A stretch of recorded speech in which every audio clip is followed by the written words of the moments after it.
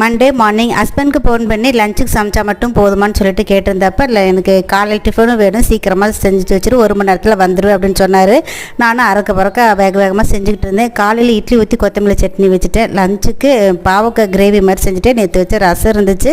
அதுக்கப்புறம் sweet corn வாங்கிட்டு வந்திருந்தேன், அதையும் வேக வச்சு எடுத்து வச்சுட்டேன்.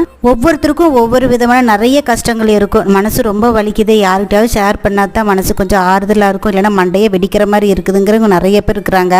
அப்போ நம்ம ஃப்ரெண்ட்ஸ் ரிலேட்டிவ்ஸ் யார்கிட்டயாச்சும் நம்ம ஷேர் பண்ணும்போது அப்போதைக்கு நமக்கு ரொம்ப ஆறுதலாக இருக்கும், மனசுக்கு ஒரு நிம்மதியாக இருக்கும். நம்மக்கிட்ட வெளி தோட்டத்துக்கு மட்டும்தான் ஆறுதல் சொல்லுவாங்க, ஆனால் அது வெளியில் போய் மற்றவங்ககிட்ட சொல்லி கேலி செய்கிறவங்க தான் அதிகம் ஆறுதலாக இருக்கும்னு சொல்லிட்டு நம்ம சொல்கிறதுனால அவங்க ஒன்று நம்ம கஷ்டத்தை தீர்க்க போகிறது ஒன்றும் கிடையாது. அடுத்தடுத்து உங்ககிட்ட உட்காந்துட்டு சுவாரஸ்யமாக நியாயம் கேட்பாங்களோ தவிர அவங்களால ஒரு பலனும் நம்மளுக்கு கிடையாது. ஒரு பொண்ணு மனசை ஒரு பொண்ணு தான் புரிஞ்சுக்குவோம் அப்படிங்கிறத விட ஒரு பெண்ணுக்கு பெண் தான் எதிரி அப்படிங்கிறது தான் உண்மை. நீங்கள் என்ன நினைக்கிறீங்கன்னு சொல்லிட்டு கமெண்ட்டில் ஷேர் பண்ணுங்கள். வீடியோ பிடிச்சிருந்துச்சுன்னா மறக்காமல்